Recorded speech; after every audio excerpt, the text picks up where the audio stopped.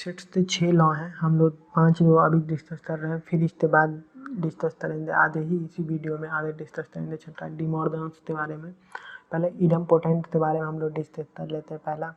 पहला इडम्पोटेंट में A union A होता जो होगा तो वो ए ही बना देता है। ए यूनियन ए अगर अपने आप के साथ ही अगर कॉमन ले तो यूनियन में क्या लेते हैं तो कंप्लीट वैल्यू आ जाता है, और इंटरसेक्शन में जो कॉमन होता है वो आता है।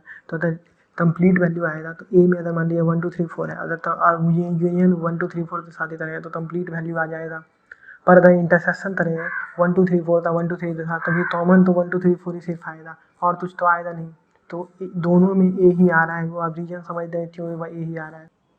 तो जैसे मैंने बोला थी अगर ए हम 1 2 3 4 लें और यूनियन करें उसका 1 2 3 4 के साथ, तो कॉमन जो दोनों में प्रेजेंट है वो 1 2 3 4 ही आ जाएगा, तो ए ही तो आ गया।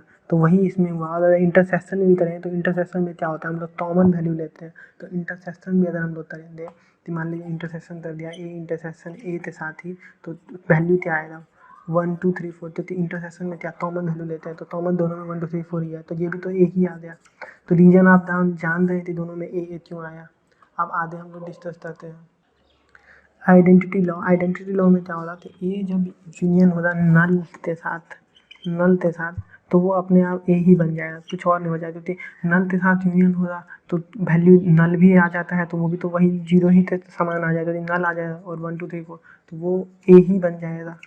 और अगर यूनिवर्सल सेट के साथ अगर वो इंटरसेक्शन करेगा तो कॉमन तो दोनों में कुछ नहीं बनेगा, तो ए ही बन जाएगा।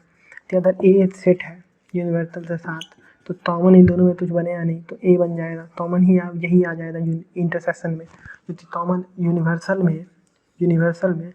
यूनिवर्सल ये पूरा हुआ और ए में ये हुआ। तो यूनिवर्सल में तो ये ए भी आ रहा है, तो ये यूनिवर्सल है, इसके अंदर ए भी आ रहा है ना यार, ये यूनिवर्सल के अंदर ए भी आ रहा है।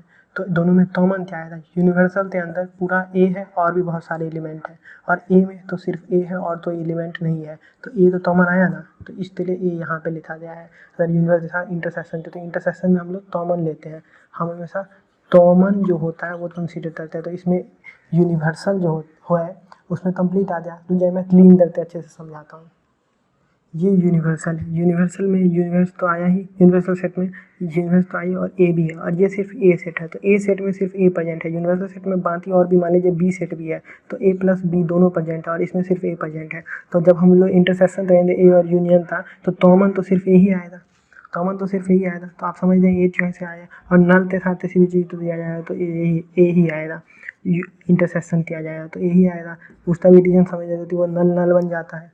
तो यही हो गया। आप आगे देखते हैं अब commutative law third point. Commutative law क्या होता है वो हम लोग डिस्कस लेते हैं। तो A union B equal to B union A, repetition है कि अगर ए का यूनियन बी है तो बी यूनियन ए होगा या नहीं होगा।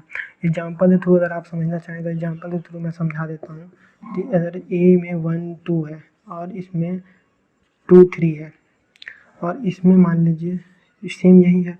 अब मैं लिखता हूँ ए यूनियन बी, मैं इसमें लिखता हूँ तो क्या आएगा 1 2 3, और मान लीजिए मैं बी यूनियन ए लिखता हूँ तो भी तो 1 2 3 आया। तो जो दोनों में प्रेजेंट है वही लिखना होता है यूनियन में, दोनों में यही 3 एलिमेंट प्रेजेंट है तो यही आया।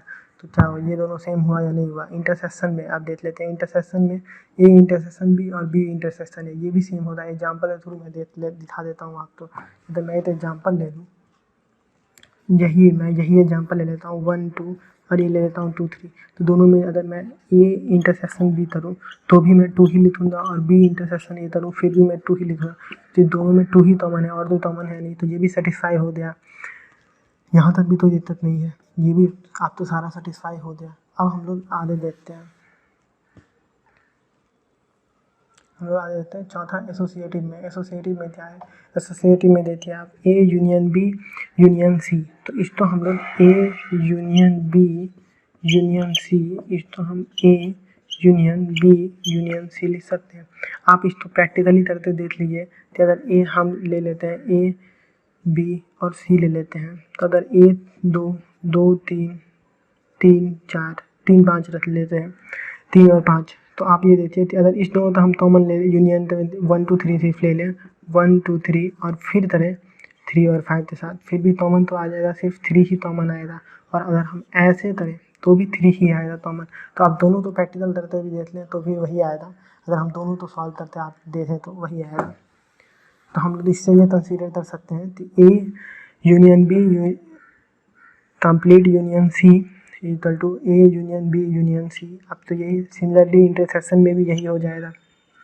डिस्ट्रीब्यूटिव में क्या होगा कि A union B intersection C, तो इसको ये जो इसके ब्रैकेट के अंदर जो एलिमेंट होगा ये दोनों ये चला जाएगा, ये दोनों चला जाएगा 1 बाय 1 होते। एक बार ये ए यूनियन बी होगा, फिर इंटरसेक्शन ए यूनियन सी होगा। आप यहाँ पे देख लीजिए ए यूनियन बी है, इंटरसेक्शन ए यूनियन सी है। अब ऐसे अगर यहाँ पे इंटरसेक्शन है और यहाँ पे यूनियन है तो ये होगा ए इंटरसेक्शन सी होगा, और फिर एक बार ये जो बी है वो इसके साथ आ जाएगा, ये इसके साथ आया, ये इसके साथ आया, वैसे ही ये इसके साथ आया और ये इसके साथ आया, तो A union B A union C, वैसे ही A intersection B A intersection C, आप बीच में आ जाएगा यूनियन, क्योंकि यहाँ पे था यूनियन बीच वाला, यहाँ इंटरसेक्शन तो यहाँ इंटरसेक्शन।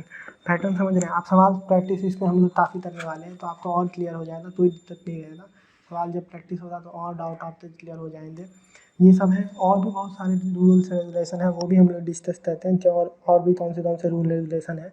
तो आप बने रहिए, सब्सक्राइब करिए चैनल। तो यार आप लोग देख रहे हैं सब्सक्राइब नहीं कर रहे हैं, ज़्यादा लोग बस वीडियो देखते हैं सब्सक्राइब नहीं करते हैं। आप लोग सब्सक्राइब भी करिए चैनल। तो अब डी मॉर्गन्स लॉ क्या है वो हम लोग देख लेते हैं। ये जो सबसे पहला सवाल आया था, ये जो बार जैसा ये जो तो है ये क्या है? ये कॉम्प्लीमेंट है, इसको कॉम्प्लीमेंट बोलते हैं। तो मान लीजिए बी है, एक मान लीजिए ये सेट है यूनिवर्सल सेट, इसमें बी है, तो ये तो बी हुआ। और अगर बी कॉम्प्लीमेंट हमें दिखाना है तो बी कॉम्प्लीमेंट ऐसे होगा, ये बी है और ये जो सारा बाहर का पार्ट है ये बी कॉम्प्लीमेंट हो गया, और ये बी हो गया अंदर का पार्ट। बी कॉम्प्लीमेंट मतलब बाहर का पार्ट, और बी सिर्फ होता तो अंदर का पार्ट। समझ रहे हैं आप? यहाँ तक तो डाउट नहीं होता। अब हम लोग देखते हैं कि ये क्या है। ए यूनियन बी का कॉम्प्लीमेंट ला हुआ है, तो इसको हम खोल देंगे, ये देखिए ओपन कर देंगे ब्रैकेट, तो ये कुछ ऐसे हो जाएगा ए बार इंटरसेक्शन बी बार हो गया कॉम्प्लीमेंट। अगर आप ऐसे भी बोल सकते हैं A complement intersection B complement आप बोल सकते हैं, कॉम्प्लीमेंट है कॉम्प्लीमेंट। ऐसे ही आप इसमें भी बोल सकते हैं ए इंटरसेक्शन बी है तो बार है, तो A bar union B bar, A complement union B complement. इसको ऐसे तब सिंप्लीफाई कर सकते हैं बाय डी मॉर्गन्स लॉ, ऐसे हम लोग कर सकते हैं डी मॉर्गन्स लॉ के थ्रू।